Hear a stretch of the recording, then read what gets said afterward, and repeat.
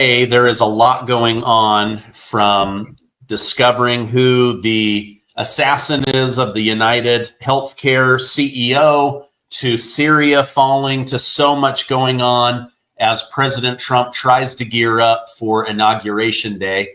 To help me go through all that, I have J. Michael Waller with me. Michael, thank you so much for joining me again. It's great to be back with you, Stephen. So just some background. Michael is a senior analyst for strategy at the Center for Security Policy, former CIA asset, been published in the New York Post, Washington Examiner, the Federalist, and the Wall Street Journal. He's also the author of Big Intel. I wanted to get your thoughts on this. Mike Benz, who was recently on Joe Rogan, has one of the biggest shows with Tucker Carlson. He pointed out that we now know more about the United Healthcare assassin in 5 days than we know about the Trump assassin in 5 months. Do you think that the investigations on the assassination attempts on Trump's life, do you think those are being slow walked, or why did things go so quickly with this United Healthcare assassin, but they seem to be going so slowly with the Trump assassination attempts? It's really hard to say. None of us can really say for sure, but it looks on the surface like the United Healthcare assassin suspect, he was found not by detective work, he was found by a citizen who called it in. And then that citizen he was from a rather prominent construction and real estate family. He'd gone to, University of Pennsylvania. And so he had a good social media presence. So there's already a lot that's publicly known about him. And of course, X didn't take down his account. They did take it down automatically, but Elon Musk had it put back up so that there was no hiding who this guy was or is. As opposed to the Trump attempted assassin, it's a bit different. It's all, once the FBI takes over something, then no one's going to know anything until the FBI wants them to know, or until something's leaked out. So it's an FBI-led investigation. And when this happens, the FBI takes local authorities, pushes them aside, takes control of everything, and sits on all the information, some of which never gets out. So in the case of the insurance executive murdered in New York, that was not a federal crime. That was a city crime or a state crime. So the FBI would not be the lead investigating agency. Local cops are always more transparent than the feds are anyway. Okay. So if all of a sudden the FBI does come in, does that indicate maybe there's something they want to hide, or just that it became a high profile case? It's sort of the nature of the beast itself. The FBI has to work in secrecy or thinks it has to work with excessive secrecy to maintain the integrity of both criminal evidence to be presented in court and also intelligence, which is a whole different thing. And because the FBI has this law enforcement and domestic intelligence approach, it's always mixed up in how it approaches any high level case. We're the only real democratic country in the world that mixes federal law enforcement with domestic intelligence, and we can see how wonderfully that's worked out for us. Okay. I want this show to be about Michael Waller, but again, Mike Benz, let me pull this up on the screen. He pointed out that Ryan Routh, the second Trump assassin, the lone gunman, we are being told was basically homeless, but apparently this homeless guy had 18 cell phones, 5 different phone carriers, 3 computers, 3 laptops, 5 external storage drives, totaling 4,000 terabytes worth of a digital footprint. This to me seems very strange that somebody would have so much data, so much electronics. What are your thoughts on this new information coming to life? Well, again, we don't know what it all means, and we don't know what the data is. It could be video games. It could be porn. It could be a larger criminal political conspiracy. We just don't know what it is. But it's very strange for somebody like that to have, first, to maintain all those accounts. Those things cost money. And if he was, essentially homeless and had no visible means of making an income, where did he get all that? We might be thinking, well, he was a young guy, he can't be part of something larger. But the fact is that the old guys always put the young guys up to things. So it would not be unusual at all if there was a very younger person as part of an organized assassination or assassination attempt, much like Lee Harvey Oswald, who was only 24 years old when he shot JFK. Okay. What about, I've become a big fan of RFK Jr. And I'm reading now, according to the New York Times, over 75 Nobel Prize winners have sent a signed letter to Congress begging them to block RFK Jr.'s nomination. Is this similar to the 51 intel agents declaring Hunter Biden's laptop to be Russian disinformation? Like this just seems like a coordinated attack on Mr. Kennedy. Yeah, it's sort of a trademark thing where it's easy to do. Other people do it. Let's copy the idea. So in the case of the 51 spies who lied, most of them weren't even intelligence officers. Not a single one of them had hands-on experience in analyzing or countering Russian disinformation before. Not one. And I know several of those guys on the 51, so I can say,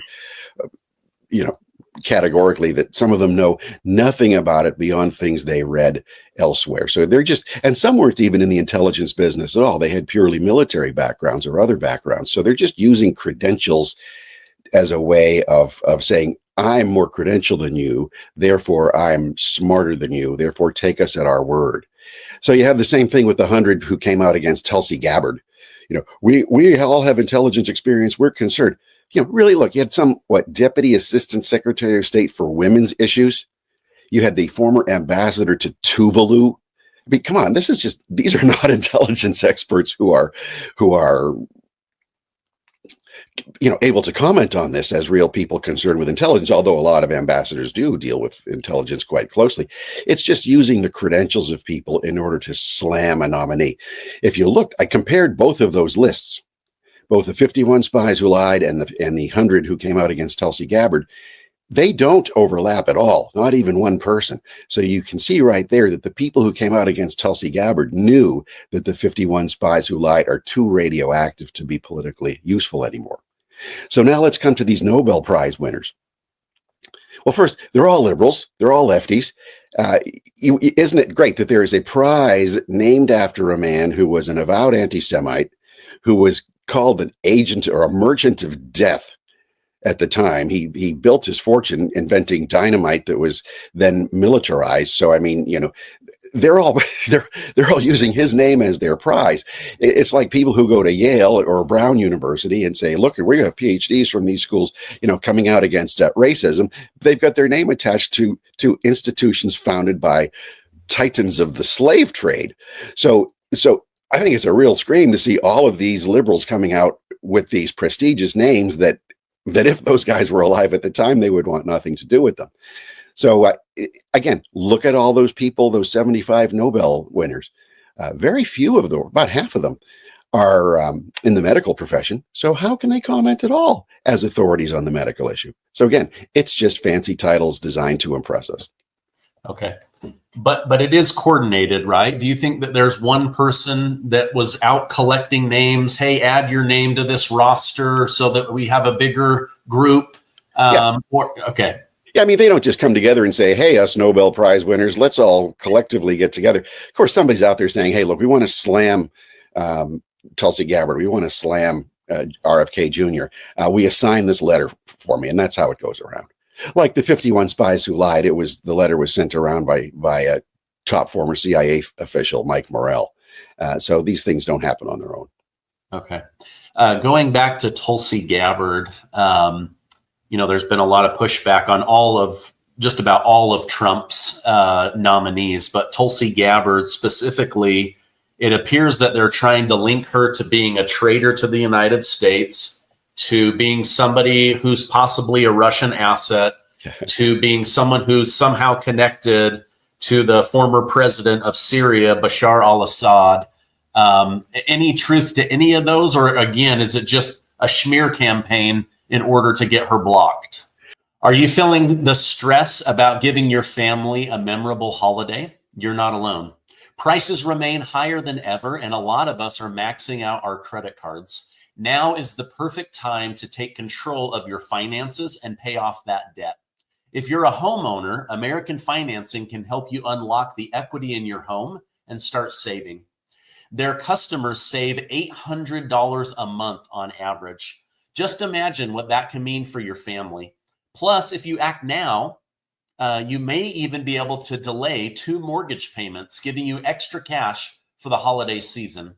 Wouldn't it be nice to start off the new year without that debt and those monthly payments? It costs nothing to find out how much you could save. The holidays are here before we know it, and you should reach out to American Financing to learn more about that today. You can call them at 888-686-8030. That's 888-686-8030. Or go to americanfinancing.net/Gardner. If you have home equity, check them out today.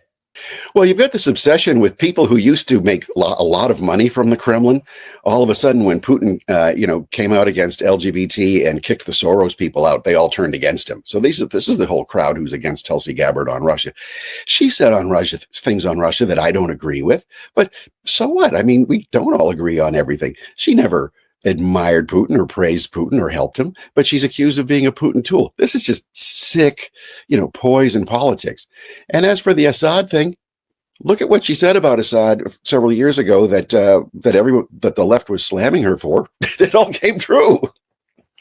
Yeah. And she never sat with Assad and shook hands with him and gazed into his eyes and smiled like Nancy Pelosi did. She was never, Pelosi was a prop for Assad, but did the liberals call Pelosi out for that? No. Yeah, I saw that just before we went on. Someone said, I finally found all the photos of Tulsi Gabbard with Bashar al-Assad. And then you open it and it's Nancy Pelosi sitting with him. That was a good burn. Got me to click. Okay. And then what are your thoughts on Pete Hegseth? Again, there's this backstory which the police did not move forward with, the person didn't move forward with, but then years later, there's this settlement. And so now they're linking this settlement to destroying his career, the fact that he won't be able to run the Pentagon. What are your thoughts on Pete Hegseth as the nomination for Secretary of Defense? Well, a lot of this is senior people who think no low-ranking veteran is fit to be Secretary of Defense. It should be senior former people. So they really hate this. So you get these major captains and majors and lieutenant colonels who served actually in combat and then left. They never did the Washington gravy train in the military industrial complex, make yourself a millionaire off the taxpayer type thing. They just went and they did their thing. And in Hegseth's case, he went into, public affairs and media. So they think he's not fit simply because he's not high ranking enough. And then, of course, they're going to find dirt on anybody. Any indiscretion that anybody's ever committed, it's going to come back to haunt you if people want to find it. The thing with indiscretions, though, is it's okay to have committed indiscretions in your life. It's okay to have done really bad things in your life, as long as you can't be blackmailed for it. This is where the danger is, where the security process comes up. And he, since it's all coming out in the open, there's no way they can blackmail him for it. So trash him and make him stronger. So I'm encouraging the left's attacks on him because none of them are sticking. His wife is standing by him. His friends are standing by him, and his president is standing by him. So this is a case where his enemies are now surfacing inside the Pentagon and inside the military industrial area. So he's, I'm sure, taking names right now. Okay, interesting. I didn't consider the fact that some people may be opposed to him getting the job simply because they wanted it, or they feel passed up, or that maybe they might not rise in rank, or that maybe there won't be as much war or gravy flowing back to the military industrial complex. You never really know somebody's true motive, but you can kind of see it when you pull back the curtain. That's why I wanted to have you on. I went through at first I was a little bit shocked about the, sexual assault allegations, but then I started digging into the story, the police story, the ladies' side of the story, and the whole thing kind of started to crumble and fall apart for me. But again, as you've pointed out, how great to just get this out in the open now instead of down the road trying to now stay in his position, maybe, not keep this story from coming to light, or the ability to blackmail somebody over that. Yeah. So now everybody knows. The thing is, it's really hard to defend yourself against anonymous accusations. And if people don't come forward and put their name on it, there's a huge risk of that. But look what they did to Justice Kavanaugh. Baseless, evil stuff. Look what they did to Clarence Thomas back in 1991, where a woman did come forward, but she said what? He said something inappropriate. Big deal. So fine, let this stuff come out, and the strong ones will stay. He's showing what Hegseth is doing is he's showing what he's made of. A lot of people would just collapse under this. They'd withdraw their nominations under this. They'd run away. He's not doing that. Yeah. I can't remember if this was on camera or off camera, but a past conversation you had mentioned to me that there are think tanks and groups that are lining up lawsuits to block Trump's agenda. What more can you tell me about that? What have you heard or read, or what is your group discovering? Yeah, there are a number of them. They've already written the litigation. They wrote it actually last spring and last summer in many cases, and I'm sure they've still been working on it. And this is to hogtie the president as much as possible. Make sure that he can't execute the policies he's promised to execute, and that his appointees cannot execute it when he's instructed them to do so. Tie everything up in courts, because he's only going to be a one-term president under the Constitution. So if they can slow walk things through, drag things through court, and then have the bureaucrats drag it out even further, they're banking on that kind of guerrilla action to prevent him from doing what he said he would do. And so what would be an example of a lawsuit that they would bring? Maybe something regarding the border or immigration? What would be some examples? Sure, they would say, this is great because you've got now such a wonderful assistant or attorney general for civil rights, who the president has just appointed, who's not going to fall for this game. But they would raise it as a civil rights issue. They'd say, look, this violates civil rights laws. This is racist. This is, you're picking on, people of color or people of a certain class or whatever. And then they would drag that through, and they would shop the case to the right circuit with a favorable judge and jury, like the DC circuit, where you're guaranteed to get a liberal verdict, left-wing verdict. Having sat on a DC jury, I've seen up close how it works. So they would do that, and then that would be tied up. And then you get the Justice Department bureaucrats who most of them are going to do as they're told, but they might not do it as rapidly as they might. It's not going to be on their priority. So they will drag out the process just to run the clock. The judges can run the clock if they want to. Appeals then can be brought in regardless of what the verdict is. Winner or loser will appeal. So that will drag out the clock even further. And you'll get some court somewhere saying that the president cannot do this, whether it's on the border, whether it's on getting rid of DEI, whether it's this recent really weird signing of this keeping the Social Security workers working at home until the year 2029. And it was the last minute move by the head of Biden's Social Security Administration. He signed that and then he resigned. So, they're just doing this to stick us. So they can say, well, look, this was a legal order by a legally appointed Biden official to a union, so it has to stay. So, of course, the union is going to sue, and they'll spend endless resources to keep this thing in court. Okay. Do you get the feeling that Biden is trying to create chaos before Donald Trump comes into office? For example, the ability for Ukraine to attack Russia with American weapons. What's going on with Syria right now? What are your thoughts on that? Yeah, Biden is trying to give Trump the worst situation possible, to stymie Trump as much as he can, and to make things as complex for him as possible. And oddly enough, the jihadists are doing the same. The Russians are doing the same. The Chinese seem to be sitting this out a little bit. They're much more strategically minded, and they don't move as suddenly as the Russians and the jihadis do.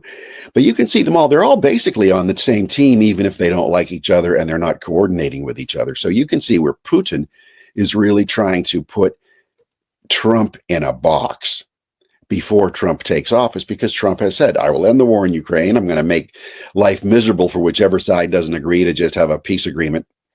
We don't know what that's going to be like, but Putin doesn't want to be put in that situation. So he's going to deal with the U.S. while it's weak, while its leadership is weak, and really while it's not Biden who's running the country. We all know that. It's not even the Secretary of State who's running our Russia policy. It's CIA Director Bill Burns. So you have, this is a real advantageous few weeks for Putin to put Trump and therefore the United States in a terrible bind on Ukraine, where they're trying to make it so that Trump is damned if he does or damned if he doesn't. Okay. Something I was thinking about earlier today, when I was younger, I remember President George W. Bush interacting very casually and regularly with Vladimir Putin, having dinners, being seen in public, dance parties. I mean, I went back and looked up videos, and then things got kind of ugly under Biden and Obama. And then under Trump, they were tough, but seemed to be pretty good. They've been basically crickets with this war with Joe Biden. Do you think, even though Putin wants to maintain an upper hand and knows he's going to be dealing with Trump, is there enough familiarity there that you think Trump can get this war ended? I really don't know. And it's a question of, what does it mean to end the war? Nobody like Biden, with all this support for Ukraine, no one, Democrat or Republican, has said what our strategy should be. What's the end game we want in supporting Ukraine? So I supported Ukraine's right to self-defense, but I'm also realistic. Perhaps Ukraine's going to have to sacrifice its ethnic Russian-speaking areas in order to be left alone. We don't know. But the point is, it's not going to end the way everybody in the West would like it to end, or most people would like it to end. Yeah, war is terribly ugly, and diplomacy is terribly ugly. And when you get a solution, everyone's not going to like whatever part of the agreement there is. But the thing is, so we don't know what it's going to be. But if Trump can build a personal relationship with foreign leaders the way he did before, you're going to see things happen that we might not expect, like the stuff he did with Kim Jong-un of North Korea. It completely threw the North Koreans off, to the point where Kim Jong-un had this sort of, fan type fixation with Trump for a while. And what did he do? He didn't fire any missiles, any long range missiles when Trump was president. Look what he did with Obama. Look what he's done under Biden. And you can see how Trump's personal relations have had an effect. I think the same is true with Putin. It's to America's benefit for our presidents to have civil, personal relationships with foreign leaders, where they can be polite, they can negotiate, they can not negotiate. But the fact is, they've got personal relationships where they can pick up the phone anytime and say, hey, look, Vlad, you're crossing a red line. Instead, what do we have? We have Jake Sullivan? No, that's not. That's not going to impress foreign leaders. And Trump can say, look, Vlad, if you continue to do this, we're going to drill more than we'd planned and drive your oil prices down and tank your economy completely. So maybe, what can we do to work on this? Okay. Do you think Trump, as a businessman, as someone who enjoys making deals, does he push for a win-win-win with the U.S., Ukraine, and Russia, or does he just escape with a lose-lose-lose where nobody's happy with the agreement, but everybody agrees to let the war come to an end? Trump's happy with people losing as long as it's not him. And if you just look at the way he was when he was doing his huge construction projects, he'd make an agreement and then he'd squeeze extra out of it. And then he'd come back and say, he would make sure he always had the upper hand. And when he's so much criticized for his bankruptcy filings, but really he filed bankruptcy protection as a tactic, not just to rearrange his own financing, but to stick it to the other parties to make them bend to what he needed in order to rebuild his wealth and become even wealthier. So you've seen this happen. Look at the Abraham Accords. The State Department wasn't involved with the Abraham Accords at all. And now you have this day, Saudi Arabia is one of the biggest supporters of Israel in defending itself against Hezbollah, against Iran, and doing what it needs to do in Syria. So that would not have come about were it not for the personal, businessman-like, tough diplomacy that Trump as a person and his extended family and colleagues did in the Middle East and cut the State Department out of it completely. Really, we lose when the State Department gets overly involved in things. Interesting. Well, I've noticed just in the last year, it seems like Bill Burns, the head of the CIA, he's doing a lot more diplomacy than Antony Blinken. And I didn't know if maybe Antony Blinken is just stretched thin with there being so many fires and wars and battles, or if this is a new strategy where the head of the CIA takes more of a lead, or has that always been the case and it's just become more public?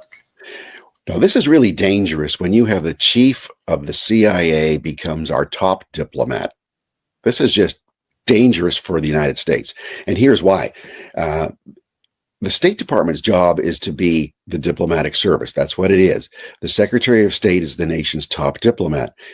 Every time there's a meeting between the state, anybody from the State Department and foreign entities, there are witnesses there from the State Department. There's somebody taking notes. If it's not recorded, there's at least a stenographer or a note taker present. So we know what is said.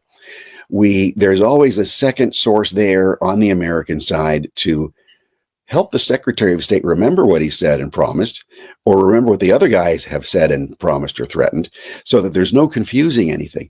So there's no possibility for totally secret deals. There is for secret deals, but not the secret deals that can never come to light. What you have with CIA Director Bill Burns is something very different.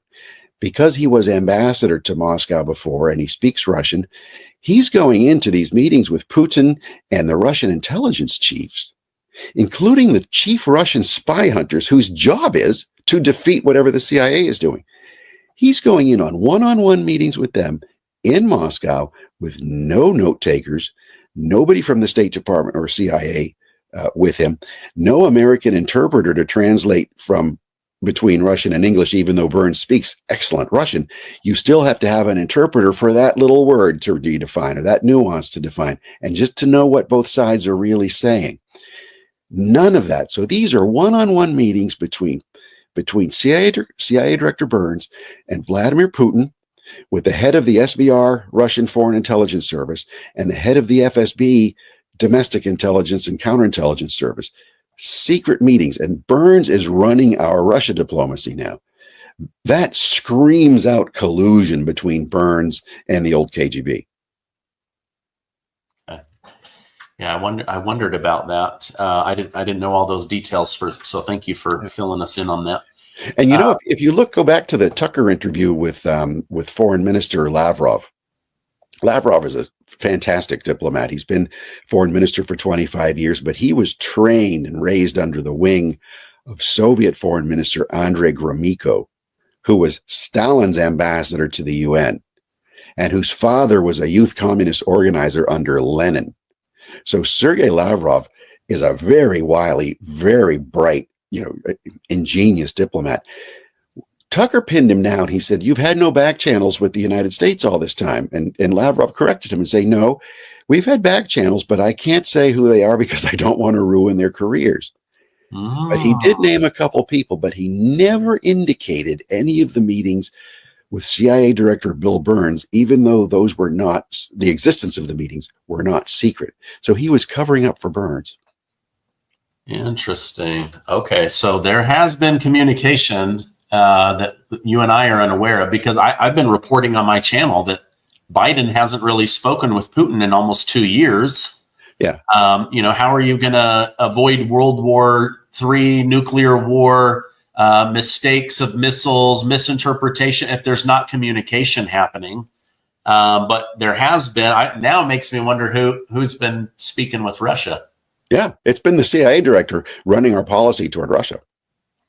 Do you think that's out of necessity, or because they, for lack of a better word, they trust him more than they trust Jake Sullivan? Why would they trust him? Why would he go in with no American witnesses on his side? Not a note taker, not an interpreter, not an aide, nobody. So nobody knows what CIA Director Burns was saying to the head of the Russian spy hunter agency, the Russian Foreign Intelligence Service, and to Putin.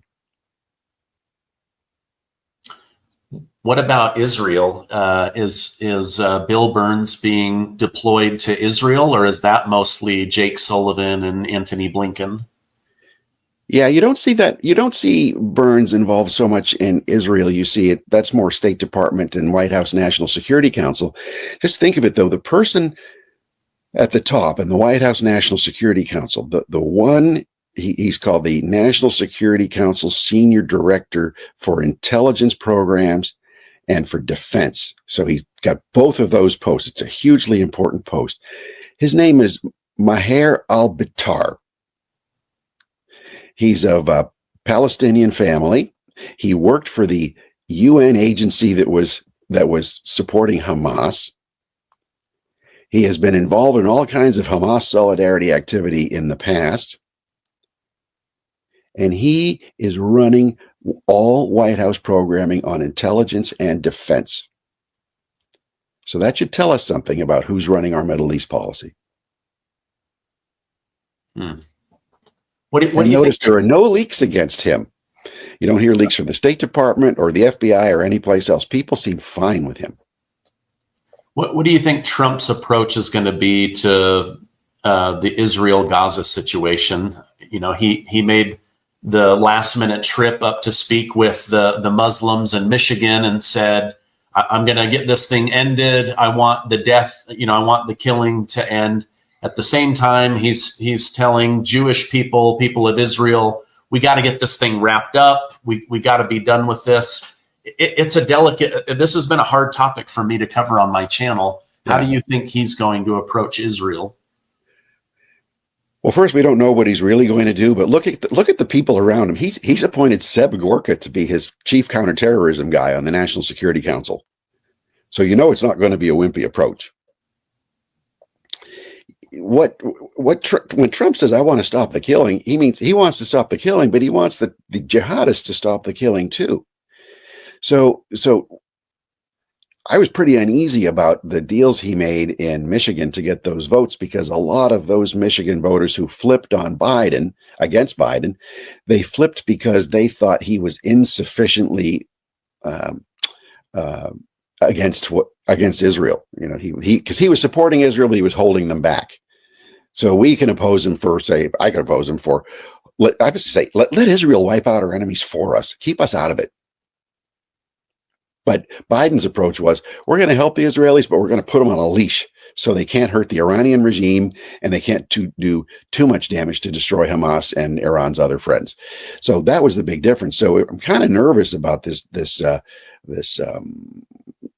campaign endorsement coming out of Michigan, because some of those people are Muslim Brotherhood people who were Hamas supporters.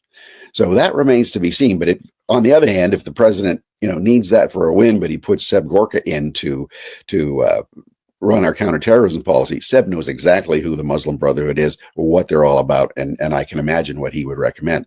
So I imagine Trump would, in prodding the Israelis to get it done with, he's not saying make peace right away. He's saying finish the job, destroy Hamas, Hezbollah, the Iranian regime if you need to. Just get it done before I get in there. And of course, the Biden administration is trying to prevent Israel from doing that. So I think Trump will help the Israelis get it done without involving American forces, similar to the way that he with the Abraham Accords. It's just to empower the local governments and regimes in that region who all oppose our enemies, and just to empower them, take the shackles off. Okay. I would imagine he would like to put the Abraham Accords back together, even strengthen them if possible. He seems determined to let countries get along based on commerce versus religious beef between, two opposing factions. I see this like, hey, we aren't going to agree on everything, but we can at least do business. And, at the end of the day, we want to raise good families and have peace. Everybody wants peace and stuff. I don't know. Do you think that's kind of his approach? It is, but it's also, think of it as, we want to live in peace, but if you're going to mess with us, we're going to wipe you out. And if that's the approach Trump is taking, certainly the Saudis understand that. The Emiratis understand that. The other friendlier Arab governments do that. The Israelis understand it. Finally, we have to remember that the Israeli, the Mossad, the Shin Bet Domestic Intelligence Service, and the Israeli General Staff are every bit as woke as the CIA and the FBI and the Pentagon, maybe even more. So there's, Israel's fighting its own internal civil war as well. I think Trump is going to be helping. When you see Saudi Arabia helping Israel against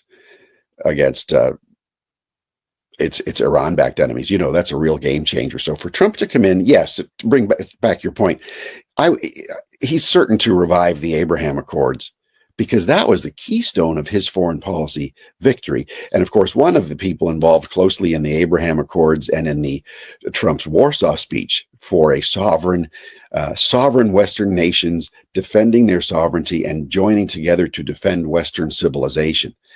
Those are the cornerstones of Trump's diplomatic legacy, and he's bringing him back. He just brought back one of the main people behind both of those initiatives, Steve Anton, to be head of policy planning at the State Department, or Michael Anton, pardon me, to be head of policy planning at the State Department. So Anton is going to be the one handling all the day-to-day strategy for the entire State Department and shaping that Trump legacy worldwide. Okay.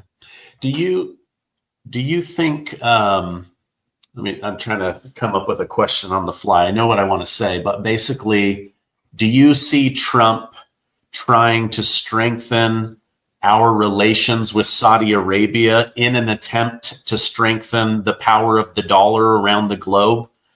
Because Trump has essentially said, we need to keep the dollar strong.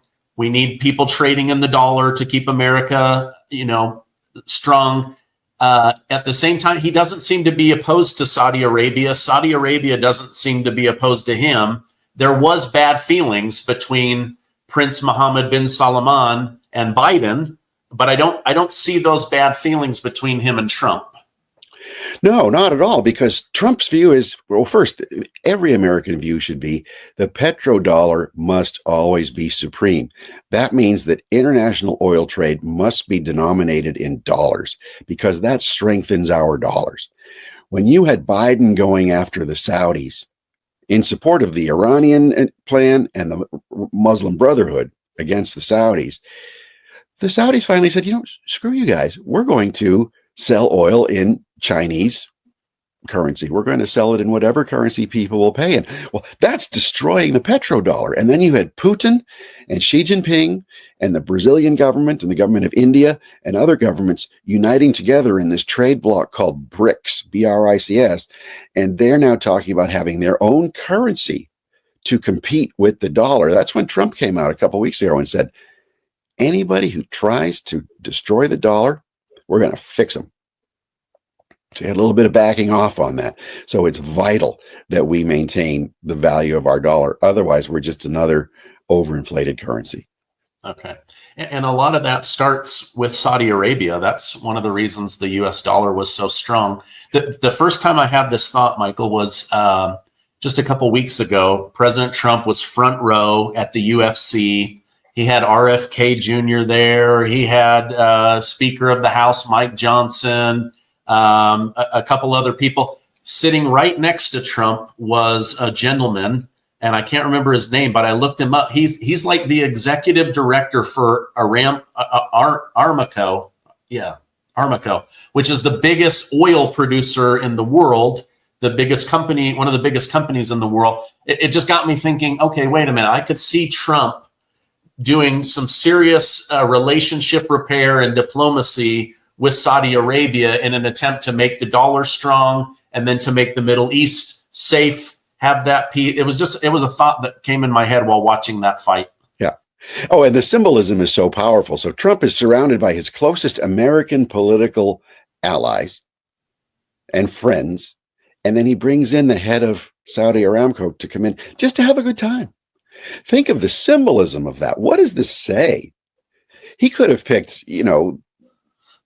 anyone else on earth, but he didn't. He chose this man. There's a reason for that. It's to build good relations, build goodwill. And then, of course, a lot of these business deals are done not by the lawyers, right? They're done by the leaders having a good time together. Yeah. Let's do this. Let's do that. Boom. And that's really what a good golf course for wealthy people is for. It's a place to conduct your business and do your deals while enjoying your company. Yeah, I thought the exact same thing. I thought, okay, I don't think Dana White assigned who the elected future president of the United States, a former president, would sit by. I think Trump may have had some say in who he sat by, but I thought the same thing. A lot of business deals in America are done on the golf course. Maybe the UFC is the new golf course. It happens to be his second favorite sport to golf. Okay, final question, and then I want to talk about big intel.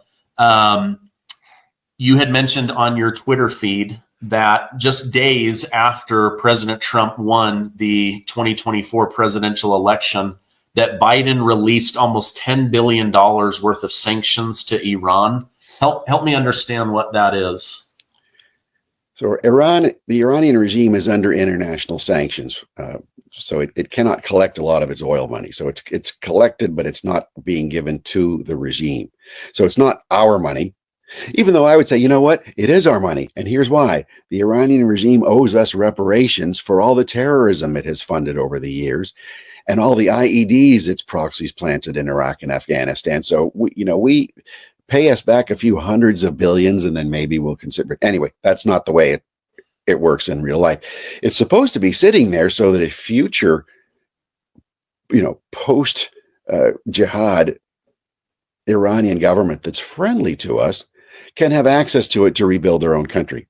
But what Biden's been doing is he's been releasing this cash throughout his whole term by tens of billions of dollars at a time to the Iranian regime. So just recently, he released another colossal amount of money. And a lot of this is not simply wire transactions. It's physically, 747 cargo jets with pallets of $100 bills loaded by forklift into the holds of these aircraft and physically flown to Iran. Wow. And a couple of those can't fall off the truck over North Carolina, where we've got Americans struggling. Biden gives Syria $1 billion, Africa $1 billion, and then we have Alejandro Mayorkas saying, we don't have enough money to help North Carolina. I know that makes a lot of Americans mad. Makes me mad. Tell me, I know that you've told me about your book, Big Intel, but my channel's grown by about 400,000 people since we talked about it. So tell my audience, what is Big Intel about? Big Intel is about how the CIA and FBI went from Cold War heroes to deep state villains. How did that happen? And why? And who's responsible?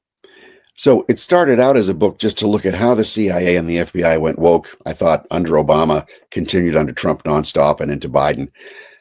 And then I started digging and finding what Diana West calls the red thread. And I'm pulling on this red thread, doing the intellectual chain of custody, going all the way back to, this was a big surprise, to a meeting in 1922 in Moscow, where the head of the founder of what became the KGB, Felix Dzerzhinsky, was at the meeting to do a long-term, multi-generation strategy to undermine the West by destroying its values, by destroying its traditions, by destroying everything from patriotism all the way down to the family, so that we would all be nothing but hollow shells and ready to be filled with Marxist indoctrination. And that's precisely what happened. And then so I traced it, how it happened, who it happened through, how did the CIA become this way, and learned that in World War II, the OSS, they were hiring Communist Party members who had sought refuge from us,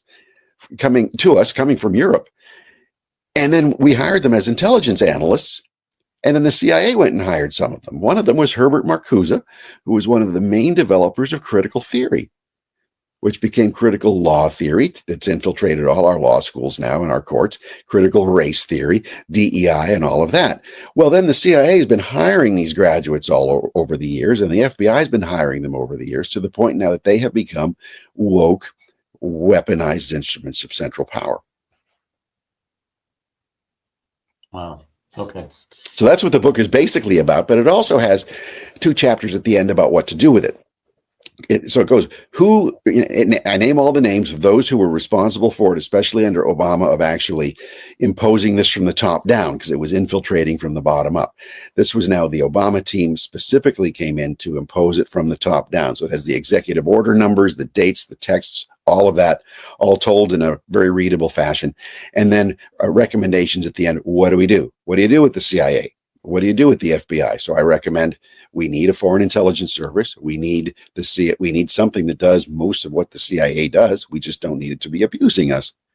So how do we do this? So I have a prescription for that and what to do with the FBI, which I argue it should be broken up into different services. So we need a separate counterintelligence service just to fight foreign spies, because the FBI doesn't do a good job at that. And it never did, even under J. Edgar Hoover. Take all the criminal investigation service and you move it to the U.S. Marshals and so on and so forth, and push a lot of the powers down to the state police and the county sheriffs the way it used to be, while still having a strong federal investigative presence, but one that won't abuse the American public. I'm excited to see what John Ratcliffe and Kash Patel can do with these agencies. They obviously serve a purpose, but they've got it's like a cannon that needs to be pointed in the right direction, right? Yeah. And right now they're pointed internally, and they've been co-opted in many different ways. I'm going to put a direct link to Big Intel down below, but if people want to follow you online, Michael, where's the best place for me to point them? Best place is on X at @JMichaelWaller. And then my organization, the Center for Security Policy, is at Secure Freedom. Okay. I will put both of those, all 3 of those links down below. Thank you for coming on. We'll have you on again in the future. I appreciate you helping me and my audience better understand what President Trump, the country, the military, what they're up against.